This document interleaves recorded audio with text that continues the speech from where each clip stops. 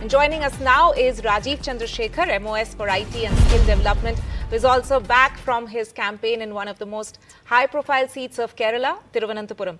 Thank you, Mr. Chandrasekhar, so much for your time to join us on the broadcast. So my first question to you. Kerala and Tamil Nadu are done with the elections on their states. 14 seats of Karnataka will be polling tomorrow. Now, while it was largely about the state government's guarantees versus PM Modi's welfare in the second phase, the Prajwal Revanna case dominated the discourse this time around in Karnataka. How much do you think that will impact the state's polling this time? No, I think it is a lot more than just the failed Congress guarantees. I think the viewers all around the country and indeed people in Karnataka have seen signs of cash being hauled out of Congress corporators' homes, and so there is a general awareness and narrative that the Congress has managed to convert Karnataka into an ATM, and there is an issue of corruption, and there is an issue of their failed guarantees as well. So I think that is pretty clear. I think the Prajwal Revanna issue is consistent with what the Congress has done throughout these 2024 elections, which is try and distract away from the fact that they have no idea for the future of India. They have no idea to improve the lives of people, and they either selectively tell lies or half truths or leak out these types of information to try and distract people from what the core issue in these elections are, which is the future of India, the future of Karnataka.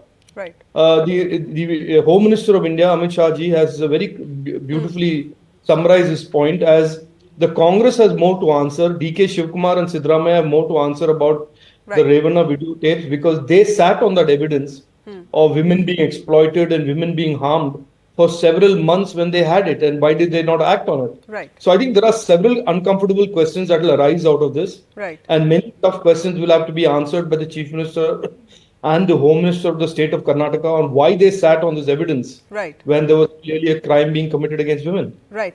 Mr. Chandrasekhar, one of the most raging issues this time was also this matter of a doctored video of the Home Minister. At least 5 people from the Congress have been arrested. Several others have been sent notices. Now, the opposition has been saying that this is selective action. Is the administration also trying to send out a message against the spread of misleading information? No, there is nothing selective about this at all, Vasudha. As I said to you, from day one till today, and I suspect till the end of these elections, the Congress's campaign has been about anything but the future of India, on development, on progress. They have resorted to lies, they have resorted to fake information, and most importantly, they have trespassed into blatant criminality by using these deep fakes and these altered videos. Please understand, under the criminal law, under section 505, 465, 469, forgery is a punishable crime up to 3 to 7 years of rigorous imprisonment under the law. And by faking videos and just because it is an election does not give anybody a free pass or an amnesty from the consequences of law. Right. So there is certainly, if the Congress, and by the way, this is not the only instance with which the Congress has done these morphed videos or forged images. There are instances in Kerala where they have done it, targeting me, for example. And these are all crimes. There is nothing discretionary about this at all. Right. And if there is any case of any fake videos being done by the BJP, the same consequences will apply to whoever is doing it. Absolutely. But we have not done it. It is the Congress that is doing it, and therefore the consequences under the law are reaching out to their doorsteps. Right. Mr. Chandrasekhar, coming back to the elections, largely the polling in the first 2 phases went down by at least 4% if we compare it to the previous time. Now, do you think that the third phase has the potential to reverse that? No, look, I have not analyzed it, and I certainly don't understand why the turnout has been different in different states. There are some cases where turnout has been low. For example, in Kerala, there are certain communities that have not come out in large numbers as they had in 2019.